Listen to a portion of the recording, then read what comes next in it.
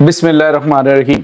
अस्सलाम वालेकुम नाज़रीन, मैं हूं डॉक्टर अली और आप देख रहे हैं मेरा फेसबुक और यूट्यूब चैनल। नाज़रीन, बड़ी अहम तरीन डेवलपमेंट्स है।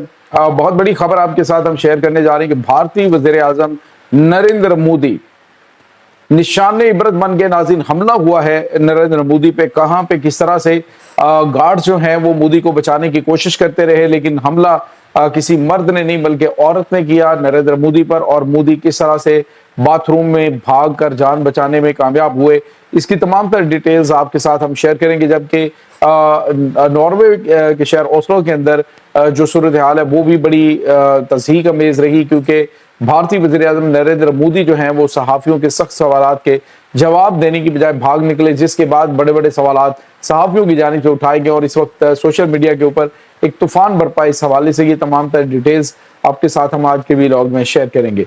वीडियो की तफसील में जाने से पहले अगर आपने हमारे इस चैनल को सब्सक्राइब नहीं किया हुआ तो आपसे गुजारिश है काइंडली इसको सब्सक्राइब कर लें और बेल आइकन को ज़रूर दबा दें ताकि हमारी आने वाली वीडियो सबसे पहले आप तक पहुंच सकें। नाज़रीन, हम आपके शुक्रगुजार हैं जो आप हमारे व्लॉग्स को देखने के लिए वक्त निकालते हैं और कमेंट सेक्शन में अपनी मोहब्बतों का इजहार भी करते हैं। नाज़रीन, इस वक्त सूरत हाल बड़ी दिलचस्प उस वक्त हो जाती है कि जब एक मुल्क का यानी 1 अरब से ज़्यादा आबादी का जो मुंतखब नुमाइंदा है वो जब अपने मुल्क को रिप्रेजेंट करने का वक्त आया और वहाँ पे दुम दबा के भाग निकले, तो वो सबसे बड़ा हतक अमेज एक यूँ समझ लीजिए कि ताना भी होता है और पूरी दुनिया में मजाक भी उड़ता है। तो भारतीयों की बदकिस्मती ये है कि वहाँ पे एजुकेशनल रेट बहुत ज़्यादा, काफ़ी पढ़े लिखे लोग भी हैं, लेकिन अनफॉर्चुनेटली जो भारतीय वज़ीर आज़म नरेंद्र मोदी है उसे सीधी तरह से बात करनी भी नहीं आती। 2-4 सवाल जो है वो सहाफ़ियों की जानिब से सख्त कर दिए जाएं तो इसके पसीने छूट जाते हैं। पार्लियामेंट के अंदर खड़ा हो तो हिज़्ब इख्तिलाफ की जानिब से इस पर सवालों की बौछार की जाए तो ये कभी पानी पीता और कभी वहाँ पे जो है वो पसीना खुश करता हुआ दिखाई देता है, यानी सिचुएशन को ये हैंडल नहीं कर सकता। ओस्लो की नॉर्वे के शहर ओस्लो के अंदर जब नाज़रीन प्रेस कॉन्फ्रेंस यानी मुश्तरका एलामिया हो गया तो प्रेस कॉन्फ्रेंस के दौरान जो सहाफ़ी हैं उन्होंने सख्त सवालात पूछे, जिसका जवाब देने की बजाय नरेंद्र मोदी वहाँ पे सवालात दिए बगैर ही निकलना शुरू हुए। तो उसके बाद सहाफ़ियों ने पीछा किया और सेक्रेटरी खारजा से कहा जी कि ये आखिर सवालों के जवाब क्यों नहीं दे रहा, आखिर रीज़न क्या है। तो नाज़रीन, आलमी मीडिया के सामने भारत के नरेंद्र मोदी सरकार की उस वक्त धोती गिली होगी कि जब उनसे जो है वो बड़े मतलब उसी से रिलेटेड सवाल पूछे गए और ख़ास तौर पे जो कुछ इनके साथ पाकिस्तान ने किया उस हवाले से कुछ सवाल पूछे जा रहे थे।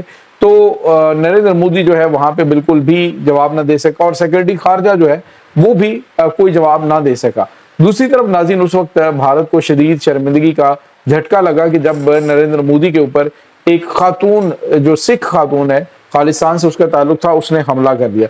उसने नरेंद्र मोदी को गिरेबान से पकड़ने की कोशिश की, लेकिन जो सिक्योरिटी है उसने आके तो बच बचाव करवा दिया, लेकिन नरेंद्र मोदी जो है वो भाग के बाथरूम में घुसा है अपनी जान बचाने के लिए। नरेंद्र मोदी नाज़रीन उसको उस खातून की जानिब से सिखों का कातिल और अक़लियतों का कातिल करार दिया गया उस खातून की जानिब से, और कहा गया कि ये मुजरिम है और ये हमारे सिख कम्युनिटी का कातिल है, हम इसे नहीं छोड़ेंगे। और नाज़रीन, ये एक और बड़ा जो है वहाँ पे झटका है। आप अंदाज़ा लगाइए कि पहले आपको पता है कि डरता हुआ नरेंद्र मोदी और इनका जो वफ्द है, आपको याद होगा कि अमेरिका में जब ये वफ्द गया है तो उस वक्त भी इनके साथ कुछ इसी तरह की सिचुएशन बनी थी और अक़वाम मुत्तहिदा के इजलास में जब इनका वफ्द गया तो वहाँ पे भी ये छुपते छुपाते ही रहे क्योंकि लोगों की जानिब से जो खालिस्तानी लीडर हैं उनकी जानिब से एहतजाज किया जा रहा था मोदी के खिलाफ। और अब नाज़रीन आपको पता है कि सिख काफ़ी ज़्यादा मजबूत भी हैं और आपको पता है जो इनकी हुकूमत है उनकी काफ़ी ज़्यादा मुखालफत के बावजूद जो वेस्टर्न कंट्रीज़ है, ख़ासतौर पे बरतानिया है, कनाडा है, अमेरिका है, अब ये नॉर्वे है, फ्रांस है, वहाँ पे सिख फॉर जस्टिस जो तंजीम है खालिस्तान के हवाले से वो रेफरेंडम करवाती रहती है और रेफरेंडम में बावजूद बर्फबारी और मौसम खराबी के लाखों की तादाद में सिख जो है वो शामिल होते हैं। नाज़रीन, इस वक्त सिखों ने काफ़ी हद तक जो है वो आलमी सतह पे अपना असर और रसूख बढ़ा लिया है और अपनी जो लॉबिंग उन्होंने की हुई है वो काफ़ी हद तक जो है यूँ समझ लीजिए कि जो उनका पेपर वर्क है वो मुकम्मल हो चुका है। आपको याद होगा कि भारत की जो मोदी सरकार है इसने सिख लीडरान जो हैं ان کو قتل کروانے کی کوشش بھی کی. گرپتونت سنگھ پنو جو ہے اس کو امریکہ کے اندر جو ہے وہ قتل کروانے کی کوشش کی. اسی طرح سے خالصانی جو لیڈران ہیں ان کو انہوں نے کینیڈا کے اندر قتل کروایا, اسی طرح سے برطانیہ کے اندر قتل کروایا. تو یہ قاتل تو ہیں, اور سوچے سمجھے منصوبے کے تحت جو سکھ ہیں ان کا قتل عام کروایا گیا. اور یہاں پہ آپ کو یہ بتاتے چلیں ناظرین کہ اب 1984 کا دور تو ہے نہیں. سکھ اب نہ صرف ایجوکیٹڈ ہیں بہت زیادہ, بلکہ وہ اب عالمی سطح پہ انہیں پتہ ہے کہ ہم نے راستہ کس طرح سے لینا ہے, کس طرح سے ہم نے آگے بڑھنا ہے, تحریکیں کس طرح سے آگے بڑھتی ہیں, کس طرح سے عالمی سطح پہ اثر و رسوخ ہوتا ہے. تو امریکہ اور کینیڈا جو ہیں وہ اب ان کی حمایت کر رہے ہیں, آسٹریلیا ان کی حمایت کر رہا ہے, برطانیہ ان کی حمایت کر رہا ہے. یہاں تک کہ نہ صرف برطانیہ کی سرکاری عمارت کے اندر جو سکھ فار جسٹس کے جو ریفرنڈم ہے وہ ہوا تھا, اور بھارت نے بڑی کوشش کی تھی کہ اس کو رکوا سکے, لیکن اس میں ناکام ہوا. اب چونکہ خود بھی بھارت کے اندر بڑی تعداد میں جو آزادی کی تحریکیں چل رہی ہیں, اگر آپ منی پور کو دیکھیں, ناگالینڈ کو دیکھیں, تو اب کی بات جو ہے وہ بھارت الزام سی آئی اے کے اوپر بھی لگا رہا ہے کہ سی آئی اے کی جانب سے ان کو اسلحہ دیا جا رہا ہے, یعنی امریکہ کے اوپر, کیونکہ امریکہ اب گڈ بکس میں نہیں ہے نا, کیونکہ امریکہ ان کو لفٹ نہیں کروا رہا, امریکہ اب ان کی بات نہیں سن رہا. اب امریکہ کا رجحان سارا پاکستان کی طرف ہے. ساؤتھ ایشین کنٹریز میں انہوں نے کلیدی کردار ادا کرنے کے لیے پاکستان کو چنا. یہاں تک کہ ناظرین ابھی ریسنٹلی رشیا نے, جو رشیا کے فارن منسٹر ہیں سرگئی لاروف, انہوں نے اس دوران تھوڑا سا جو ہے وہ ماحول بنانے کی اور اس طرح کا پاکستان کے اوپر انہوں نے عدم اعتماد کا بھی اظہار کیا تھا, جب انہوں نے کوشش کی کہ بھارت کو یہ کردار ملنا چاہیے جن کے پاس عالمی ثالثی کے حوالے سے تجربہ بھی ہے, تو پاکستان کے پاس ایکسپیرینس نہیں ہے. لیکن پاکستان نے یہ ثابت کیا, اور آج جو ہے وہ رشیا بھی پاکستان کے پیچھے کھڑا ہے.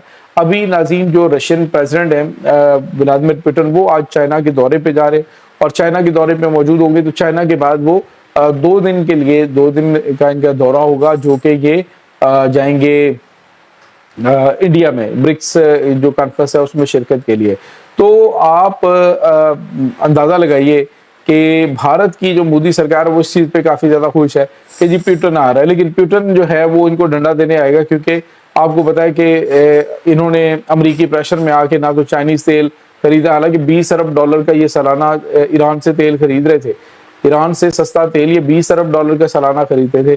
اسی طرح رشیا سے یہ تیل خریدتے تھے. تو اب امریکہ سے ڈرتا بھی اتنا ہے, اور امریکہ کے آگے زبان بھی نہیں کھولتا.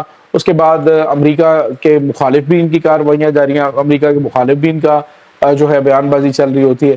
تو اس وقت ناظرین ڈونلڈ ٹرمپ نے, اس کے بعد شی جن پنگ نے, پھر پیوٹن نے, ان کے مقابلے میں, بھارت کے مقابلے میں پاکستان کا انتخاب کیا ہوا ہے. اور اب میرے خیال میں جو پیوٹن آئیں گے تو وہ ان کے کان لال کریں گے. لاسٹ ٹائم جب وہ آئے تھے تو انہوں نے بڑے کہا جی کہ Su-57 جو ہے یہ آپ ہمیں دینے جا رہے ہیں, تو انہوں نے بالکل انکار کر دیا. انہوں نے کہا جی Su-57 میں بالکل بھی آپ کو دینے کا کوئی ارادہ نہیں رکھتا ہوں. تو یہ چیزیں اس وقت ناظرین چل رہی ہیں.